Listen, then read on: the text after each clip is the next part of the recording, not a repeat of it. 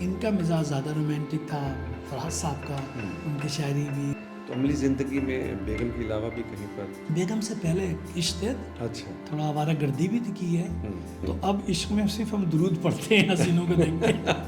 تیرے پہلو میں تیرے دل کے قرین رہنا ہے، کیا بات ہے. میری دنیا ہے یہی، مجھ کو یہی رہنا ہے. زیادہ تر جو مقبول ترین شاعر ہے وہ احمد فراز صاحب تھے. اچھا. اور فیض صاحب کو پسند کرنے کے لیے خاص ادبی ذوق ہونا چاہیے. وہ تجھ سے روٹ چکا ہے اسے منانے چل، اسی گلی میں پھیرائے دل کسی بہانے چل. کیا بات ہے. غالب کا شعر نہیں پڑھ سکتے، صرف آپ نصیر نام کے شاعر ہو. ساؤتھ پنجاب ڈیجیٹل کے ساتھ آپ کا میزبان شاکر حسین شاکر حاضر.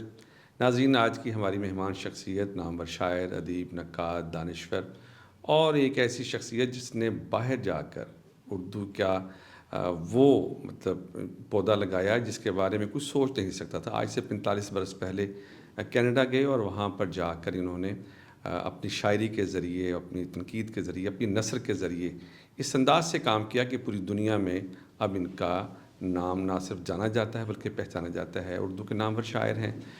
ہماری خوش بختی یہ ہے کہ ملتان میں ان کا کلیات جو حال ہی میں شائع ہوا ہے، ان کی تقریباً رونمائی تھی، تو ہم نے ان سے گزارش کی کہ وہ ہمارے اس پروگرام میں تشریف لائیں. میں جناب اشفاق حسین صاحب آپ کو خوش آمدید کہتا ہوں اور شکر گزار ہوں کہ آج آپ ہمارے ساتھ موجود ہیں. مجھے بھی شکریہ ادا کرنا ہے آپ کا. آپ کے ذریعے ساؤتھ پنجاب کے لوگوں تک جو پیغام ہمارا پہنچے گا تو وہ آپ کی وساطت سے، اس کے لیے میں شکر گزار ہوں. تو فیض صاحب سے پہلی ملاقات آپ کی ہوئی تو کیسا لگا؟ 1 to 1 ذاتی ملاقات جو 1974 میں ہوئی، جب وہ اسلام آباد میں تھے، تو ان کو میں نے تھیسس اپنا لکھا تھا، وہ پیش کیا، تو وہ ملاقات تھی. اچھا. مگر مجھے تو یاد ہے، ان کو تو پتہ نہیں یاد ہو کہ نہیں یاد ہے، لیکن جیسے وہاں ملاقات ہوئی تو پھر اب ساتھ ہیں، 2 ہی 3 لوگ تو تھے، تو کھانے پہ جا رہے ہیں، جو بھی گئے اور وقت گزار رہے ہیں، وہ آپ کے ساتھ ہی وقت گزارا. تو وہاں سے پرانی ہے، ان کو ہی پتہ چل گیا. پھر ہمارے ساتھ وہاں سے ایک خیال آیا، انہوں نے آئیڈیا دیا کہ کوئی رسالہ نکالیں تاکہ برصغیر اور پاکستان آپ کے کینیڈا کے دوران رابطہ رہے. تو ان کی کہنے پر میں نے اردو انٹرنیشنل نکالا 1982 میں. اچھا. ایک سال لگا. تو وہ شائع وہیں سے ہوتا تھا یا پاکستان سے شائع کرواتے تھے؟ نہیں، کینیڈا میں شائع ہوتا تھا. اچھا. یونیورسٹی آف ٹورنٹو پریس سے اس کو شائع. تو اس کی کتابت وغیرہ ساری وہ کیسی؟ کتابت تو کمپوزنگ نہیں تھے، تو کتابت کچھ انڈیا میں کرا لیتے تھے، کچھ پاکستان میں کرا لیتے. اچھا. کراچی، لاہور، دلی. وہ تو بڑا وقت لگتا ہوگا کہ یہاں سے کتابت ہو کے جاتی، اس کا پروف پڑھتے ہوں گے. نہیں، وقت لگتا تھا، لیکن دیکھیں ادب جو ہے وہ خبر تو ہے نہیں. اچھا. غالب کی غزل 200 سال بعد بھی رسالے میں چھپے گی. خبر تو ہے نہیں کہ کل تختہ الٹ گیا، ایک ہفتے کے بعد اطلاع ملے. رائٹ. ادب کے لیے تو کوئی مسئلہ تھا نہیں، اور ہمیں آسانی ہو گئی تھی کہ اس میں اس زمانے میں انڈیا اور پاکستان وقت کے ادیبوں میں اتنا قربت نہیں تھے، رابطے نہیں تھے. تو یہ ایک تیسرا، لندن کے بعد یہ دوسرا بڑا مرکز تھا جہاں پر سارے لوگ مل کے. لندن میں اس وقت اردو مرکز بہت زیادہ متحرک تھا. جی. تو اس کے بعد آپ نے وہاں پر کام شروع کیا. اردو مرکز ایک باقاعدہ ادارہ تھا. اس کی وجہ سے اردو کی ثقافتی پھیلاؤ میں اور ادبی تقریبات میں بہت مرکزی کردار ہے. اور سچی بات تو یہ ہے کہ ہم جو کینیڈا میں بیٹھے ہوئے تھے تو ہمیں بھی اس ادارے سے بہت مدد ملتی تھی رابطے کی. اچھا. وہاں پتہ لندن کون آ رہا ہے، جیسے فیض صاحب بیروت سے لندن سے کہیں جاتے تھے، تو فراز صاحب ایگزائل میں تھے لندن میں، تو سب سے رابطے کی شکل پیدا ہو جاتی تھی. اور جو کوئی عالم والا تھا ہندوستان اور پاکستان سے، لوگ آتے جاتے رہتے تھے، تو ان کو بلانے میں یہ ظاہر ہے کہ آج سے 40 برس پہلے کی باتیں ہیں. اس وقت 40 سے بھی زیادہ. 40 سے بھی زیادہ. تو اس وقت آپ نوجوان تھے، تو کیسا لگتا تھا ان بڑے لوگوں کے ساتھ بیٹھنا، ان کے ساتھ وقت گزارنا؟ بڑے لوگوں کے ساتھ بیٹھ کے جو ہے یہ تو لگتا تھا فیض صاحب وغیرہ ان کے ساتھ کہ ہم کم بولیں اور انہیں کو سنیں. اور دوسری بات ہے کہ یہ بڑے ہیں، تو وہ جو بھی بات کرتے تھے، مذاق بھی ہے، لطیفہ بھی ہے، سیاسی بھی ہے، تو ان سب چیزوں میں جو ہے وہ ان سب سیکھنے کا موقع ملتا تھا. تو خوشگوار ہوتی تھی. تفاصیل جتنے لوگ بھی گئے تھے آتے رہے وہاں، وہ سب بڑے لوگ تھے ہمارے اردو کے. علی سردار جعفری، اختر الرحمان، شمس الرحمان فاروقی، فتح محمد ملک، نثار انصاری، جون ایلیا. ایک بڑی تبدیلی یہ ہوئی ہمارے اب آج کے دور میں کہ آج جو ہمارے مقبول شاعر ہیں یا مقبول شخصیتیں، وہ ادب کی مقبول شخصیتیں نہیں ہیں. ہمارے جو 50 اور 60 کے زمانے پاکستان کے فوراً بعد جو نسل تھی، اس میں پبلک کا بڑا ادیب وہی شاعر تھا جو ادب میں بھی تھا. یہ ہو سکتا تھا کوئی کہتا تھا فیض اتنے بڑے شاعر نہیں ہیں، قاسمی زادہ بڑے، کوئی کہتا نہیں قاسمی زادہ بڑے نہیں، منیر نیازی 19-20 تھا، لیکن یہ نہیں تھا کہ 20 کو 10 سے، تو یہی لوگ پبلک کے بھی بڑے تھے۔ اب صورت حال یہ ہو گئی ہمارے، جیسے محسوس کرتا ہوں کہ اب بہت سے لوگ جن کے نام ہیں، کبھی کبھی ہم سے لوگ وہاں کہتے ہیں بھائی ان کو بلائیے، اب ہم سوچیں وہ تو شاعر بھی نہیں ہے مگر اس کا نام ہے، تو یہ ایک تناسب جو ہے بگڑ گیا ہے ہمارے ادبی۔ تو اس وجہ سے میں نے آپ کو جن لوگوں کا نام لیا وہ سب تھے، وہ مشہور بھی تھے اور بڑے لوگ تھے، سارے ادب میں تھے۔ آپ کا جو اردو کا لہجہ ہے وہ ویسے ہی ہے جیسے آپ مطلب بائی برتھ اردو بولنے والے ہیں، ظاہر ہیں بھی صحیح، آپ پر وہ وہاں کا رنگ نہیں چڑھا انگریزی زبان کا جو ہونا چاہیے، جس طرح عام طور پہ ہم نے دیکھا کہ لوگ گئے ان کا ایکسنٹ تبدیل ہو گیا، یہ کیا وجہ ہوئی؟ نہیں، بات اصل یہ ہے کہ ہماری جو مدر ٹنگ تھی وہ تھی بھوجپوری۔ ہم جب چھوٹے تھے تو ہماری دادی سے ہمارے والد اسی زبان میں گفتگو کرتے تھے، اچھا، لیکن یہ جو نسل تھی یعنی ہمارے والد کی، ان کے نزدیک پاکستان جو تھا وہ جنت سے ذرا سا کم تھا کمپیریزن میں، تو ہمیں یہ ذات تھی کہ نہیں ہم وہ زبان بولیں جو یہاں بولی جاتی ہے۔ ریڈیو پاکستان جو تھا ادارہ نہیں تھا، بہت بڑی چیز تھی، تو وہاں سے جو لفظ جو تلفظ جو وہ ہمارے کانوں میں پڑتا تھا، باقی ہمیں تھا کہ جو روڈ پہ سڑکوں پہ راستے میں بازار میں جو لوگ بھول رہے ہیں، اور کراچی میں اس زمانے میں سب جگہ لکھنؤ حیدرآباد یہ لہجے بھی تھوڑے تھوڑے ہمیں یاد ہے ان سب کے بھی۔ بے شمار ادیب و شاعروں کی میزبانی کی، کس کی میزبانی کرتے ہوئے اچھا لگا؟ میرے خیال سے یہ سارے لوگ اچھے تھے جو شفقت سے پیش آتے تھے، اور میں نے دیکھا کہ رویہ ان کا مادی نہیں تھا، یعنی یہ نہیں تھا کہ بھائی یہ کیا ہو رہا ہے، کہ بھائی دیکھو میں نے وہ خط میرے پاس ایسے نہیں لکھا بھائی وہ فلاں جگہ میرے بارے میں یہ لکھا، میں نے یہ نہیں کہا تھا، میرا مضمون کا نقطہ نظر یہ تھا، یہ ایشوز تھے، علمی مباحث ہوتے تھے۔ ہاں علمی یہ زیادہ تھا۔ فیض صاحب دنیا داری کیا کریں گے، علی سعد جعفری دنیا داری کیا کریں گے، احمد فراز صاحب تھے وہ لطیفے سناتے تھے زیادہ اور جملے ان کے یادگار ہیں، آپ ان ظاہر سے ملے ہوئے۔ گفتگو بڑی شاندار ہے۔ ہاں۔ میں آپ کا کلیات دیکھ رہا تھا جو حال ہی میں شائع ہوا، اس میں آپ نے بے شمار لکھنے والوں کا ذکر کیا ہے، کوئی آپ کے کلاس فیلو ہیں، کوئی جونیئر ہیں، کوئی سینئرز ہیں،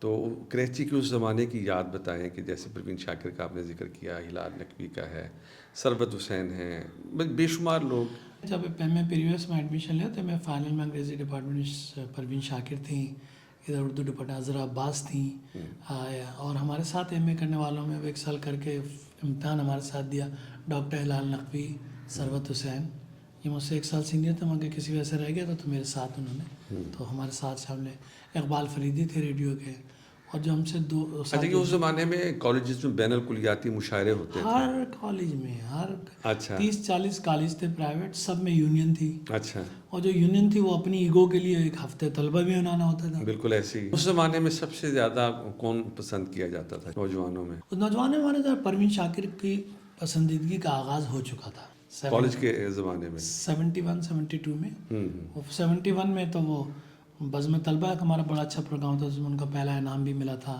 تو ان کی مقبولیت کا ان کے آثار جو ہیں طالب علمی کے زمانے میں ہی نظر آ گئے تھے، بعد میں پھر تو انہوں نے آپ نے دیکھا کہ ان کو کتنی شہرت و عزت ملی، اچھا ان کو بھی ہم نے بلایا۔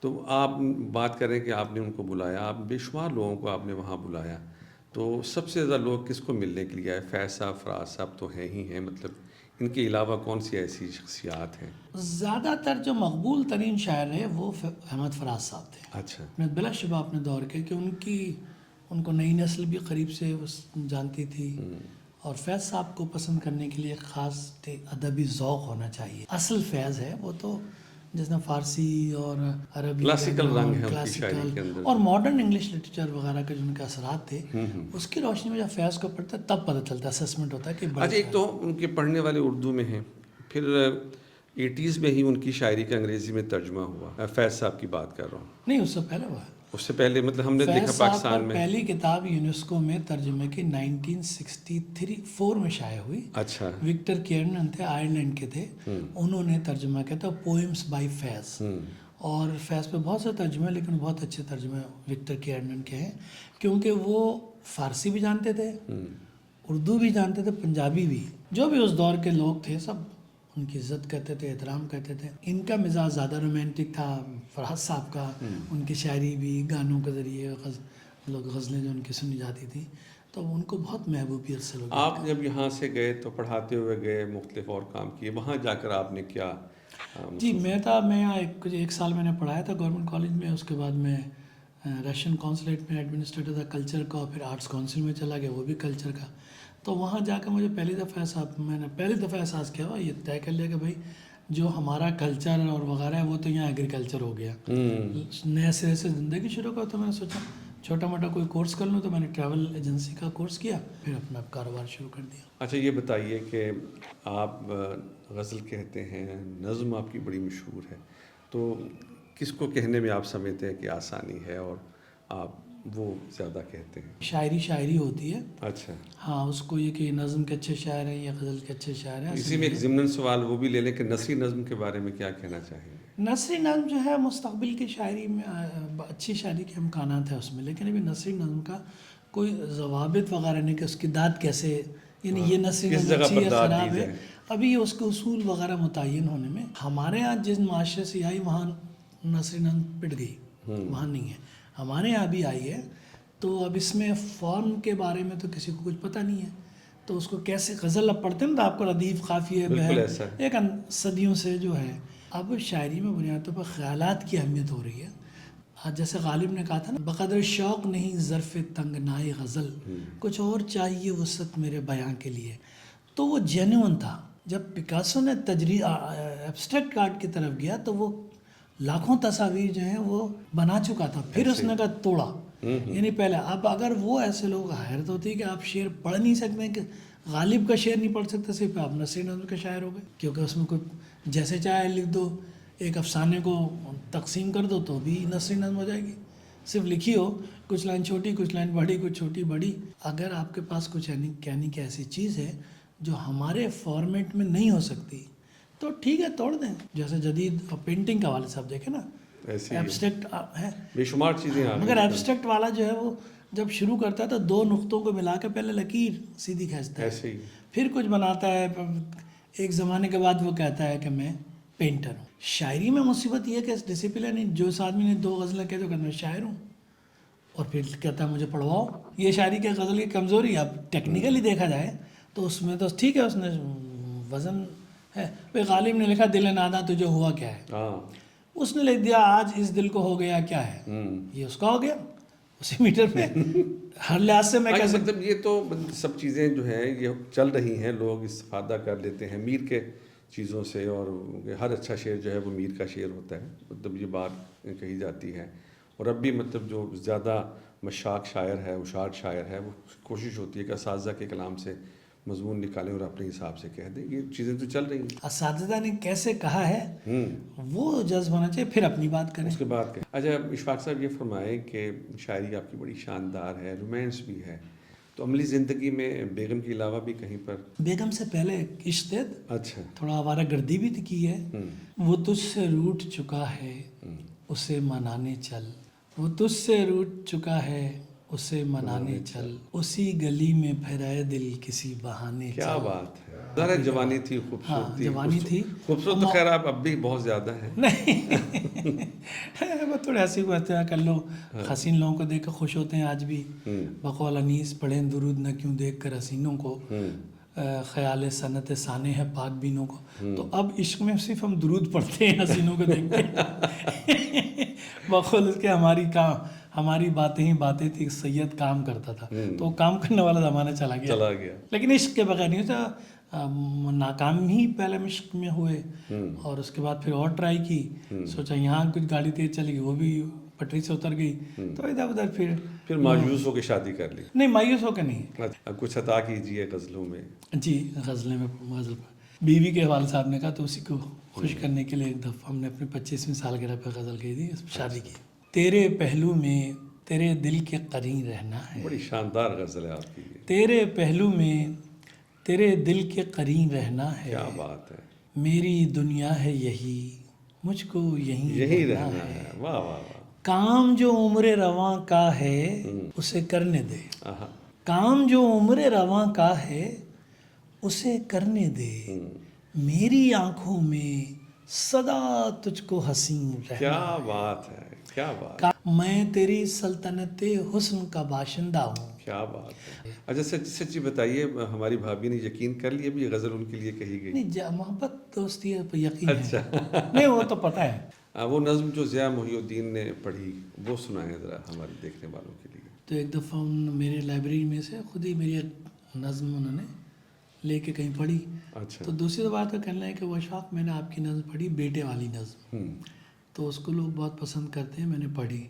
देखूं जो आसमां से तो इतनी बड़ी ज़मीं, देखूं जो आसमां से तो इतनी बड़ी ज़मीन, इतनी बड़ी ज़मीन पे छोटा सा एक शहर, छोटे से एक शहर में सड़कों का एक जाल, सड़कों के जाल में छुपी वीरान सी गली, वीरान गली के मोड़ पे तन्हा सा एक शजर, तन्हा शजर के साए में छोटा सा एक मकान, छोटे से एक मकान में कच्ची ज़मीं का सहन, कच्ची ज़मीं के सहन में खिलता हुआ गुलाब, खिलते हुए गुलाब में महका हुआ बदन, महके हुए बदन में समंदर सा एक दिल, उस दिल की वुसअतों में कहीं खो गया हूँ मैं, यूं है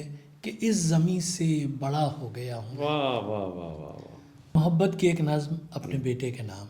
मैं तुम्हारी आँखों से वो ज़माने देखूंगा जो अभी नहीं आए, मैं तुम्हारे पाँव से तेज़ तेज़ भागूंगा ऐसी शाहराहों पर जो अभी निगाहों से मिस्ल ख्वाब ओझल है, मैं तुम्हारे हाथों से वो पहाड़ छू लूँगा जिसको सोच कर भी अब सांस फूल जाती है, वो पहाड़, वो रास्ते जिन पे तुमको जाना है, वो नया ज़माना है और वो तुम्हारा है। मैं कि उस ज़माने को देख भी न पाऊँगा, लेकिन उस ज़माने की हर घड़ी को, हर पल को मेरी आँखें देखेंगी इन चमकती आँखों से जो तुम्हारी आँखें हैं। मैं तुम्हारी आँखों में नूर बन के बसता हूँ, प्यार बन के रहता हूँ, ख्वाब बन के ज़िंदा हूँ। मेरे सारे ख्वाबों को इन जमील आँखों के एक ख़ास गोशे में तुम छुपा के रख लेना, और अगर कभी ये ख्वाब फूल बन के महके तो इनकी खुशबुओं में तुम मेरे नाम के सब हर्फ एहतियात से रखना, एहतियात से रखना। वाह वाह वाह वाह वाह। इसके साथ ही हमारे आज के प्रोग्राम का वक्त ख़त्म हुआ जाता है। अपने मेज़बान शाकिर हुसैन शाकिर को साउथ पंजाब डिजिटल से इजाज़त दीजिए। अल्लाह के हवाले।